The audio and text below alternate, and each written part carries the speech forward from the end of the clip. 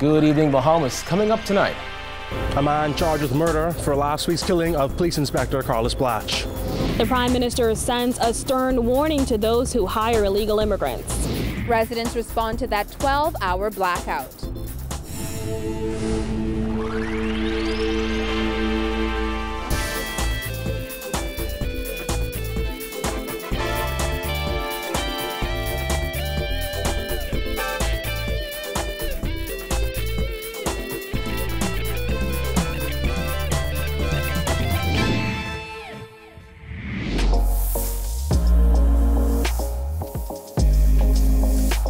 Our News is brought to you by Alive.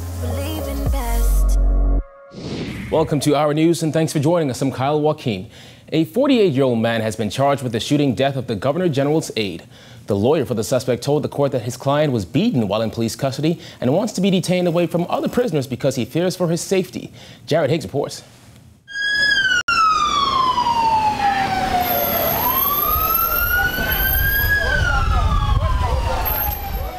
This is the man police allege is responsible for the September 12th killing of Police Inspector Carlos Blatch, aide-de-camp to the Governor-General.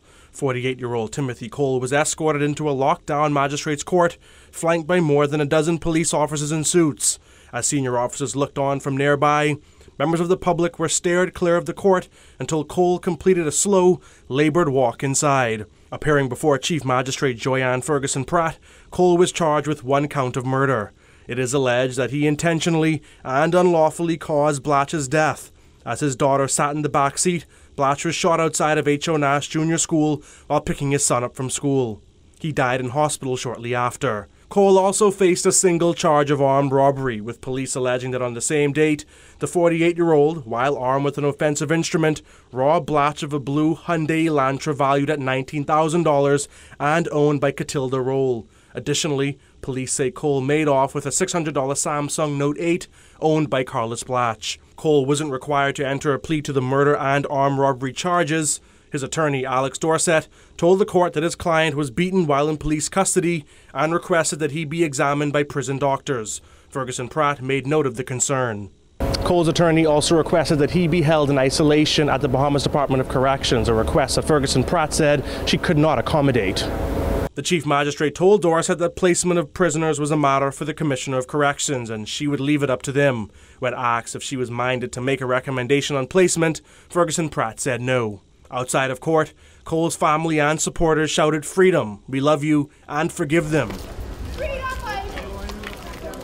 After securing Cole in the court cell block, a young woman among the group supporting Cole was arrested and had her phone confiscated. Cole was remanded to the Bahamas Department of Corrections until his matter is fast-tracked to the Supreme Court on November 20th. If he wants bail, he'll have to apply for it in the Supreme Court.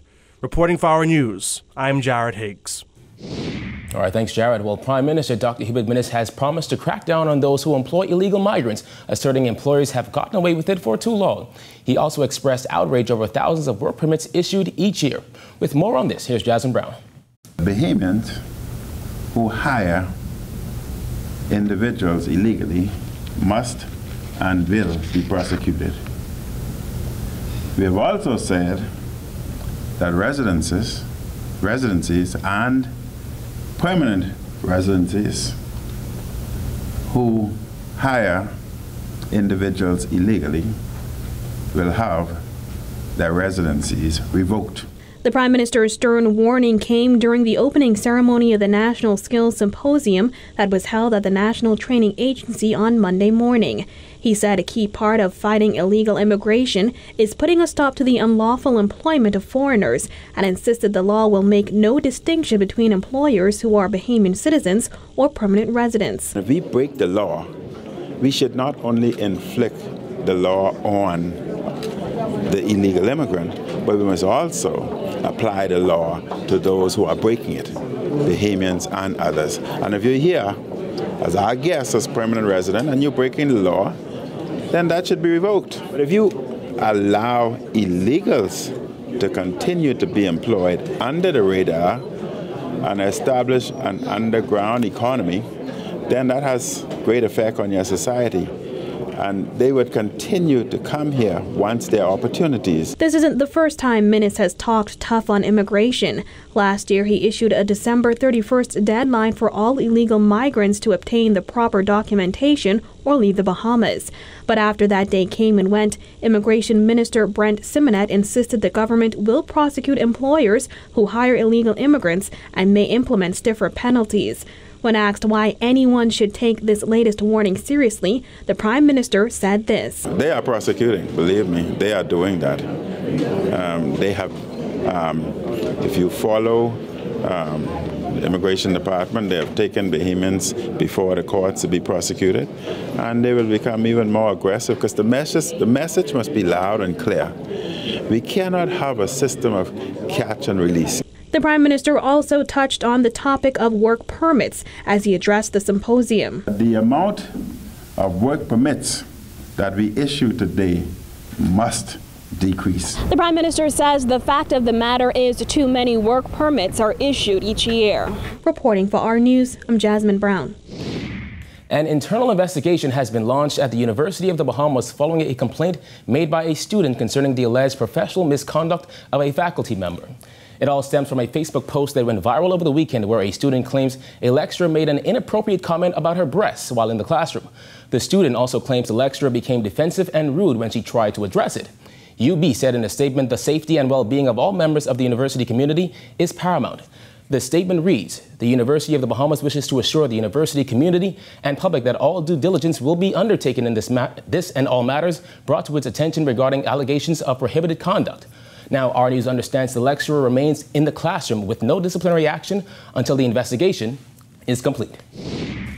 While the Prime Minister defending Public Works Minister Desmond Bannister amid calls for his resignation over repeated fires and incidents at Bahamas Power and Light. Minnis called the incidents at BPL unfortunate, but insisted he still has faith in his works minister. Absolutely. I have great faith in the minister. The opposition has a job, and that job is to oppose. On Saturday, the state-owned power company was hit by yet another fire, the fourth in 8 days. The opposition has said it appears Bannister, who has responsibility for BPL, doesn't have a handle on it. However, Minnis insists they're just being negative. They have nothing else to say, so they just speak pure negativity. That word is top and priority on their lips right now.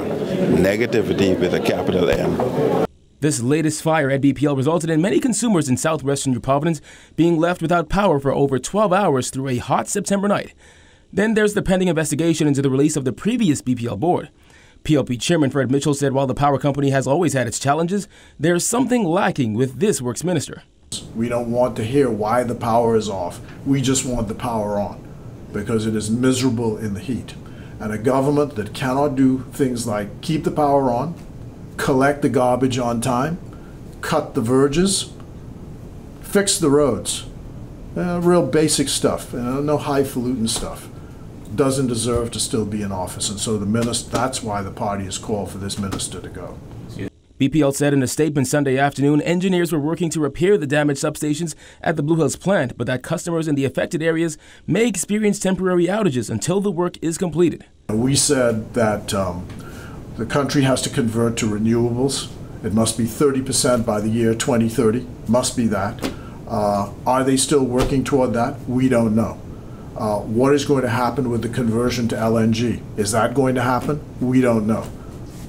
All we know is that it appears that some friends of people at court have been hired to run this corporation, and they can't keep the power on. While following the most recent BPL fire, which happened Saturday night, consumers say they have had enough of the power company. Here's Jillian Gray. After being without electricity for over 12 hours on the weekend, residents say enough is enough. I sweat a lot. It caused me to lose some weight. The heat was the main factor. It didn't come back on until about 11 o'clock that morning. So a lot of the meat started to thaw out by then. It's been going on too long. Like seriously, it's been going on too long. Fire Trail Road, Golden Gates, Pride Estates, Bel Air, portions of Tonic Williams Darling Highway, Yellow Welder Gardens, Stapleton, and Millennium Gardens all experienced outages. One store owner in the area said the outage cost them business. Some of the ice cream and stuff, they got hot, they melt.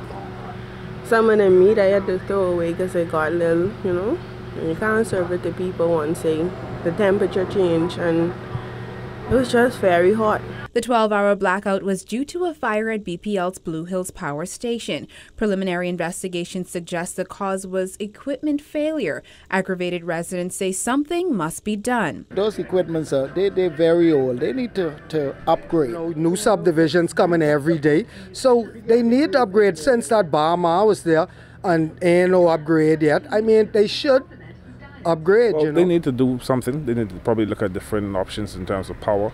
I know they just did a big change of the directors at BPL, so there's a lot of things they need to work on internally and see if they can cope and get the issue sorted out. Over the weekend, some consumers took to social media to express their frustration over the power outage and suggested that their bills should be lowered as a result. These residents agreed. It's really affecting a lot of persons because you have to pay light bill and then you're not getting the service you're paying for. When you get your light bill, I mean, it rising every time. I know the price of gas and fuel going up, but every time I get a light bill, it's going higher and higher. Reporting for our News, I'm Jillian Gray. All right, thanks, Jillian. Well, next month, the government will table legislation that would pave the way for a fixed election date and a term limit for the Prime Minister. It's a campaign promise of the current administration. We will bring those bills not this week, Wednesday, probably in about 2 weeks, because next week I will be away at the UN in New York, and I definitely want to be present when those bills are tabled. Now, Cabinet was expected to examine those bills today. In its manifesto 2017, the Free National Movement pledged to introduce a term limit for the Prime Minister and a recall system for non-performing members of Parliament, amend the Constitution to establish an independent boundaries commission, and implement a fixed date for the general election. I won't go in details yet, because we're going to deal with the resolution this week, but we've made a commitment that we will bring in term limits and we will bring it in. We've also made a commitment that we will bring in fixed dates for election, and we will bring that forth also. Well, police are still searching for the victim and the suspect in a recent nightclub shooting in Abaco. Assistant Commissioner of Police CLAYTON FERNANDER updated reporters on their investigation. We know that something happened, an individual was shot. We are certain of that, and the person responsible and the victim himself have since disappeared.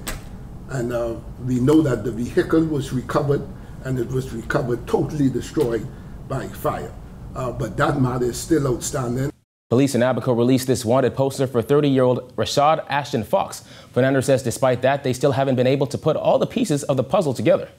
We had some wanted photos out in the media asking members of the public to assist if they see these individuals, but we can't say exactly if the victim is still alive or the person who is responsible is still alive. We don't know. They just disappeared after the body was moved from the scene by the person who alleged to have shot the individual. So that is a concern, and we still have a team who is on the ground looking at that matter. Still to come at our news, the Prime Minister talks tough on crime. This as police promise to ramp up crime-fighting efforts. Stay tuned.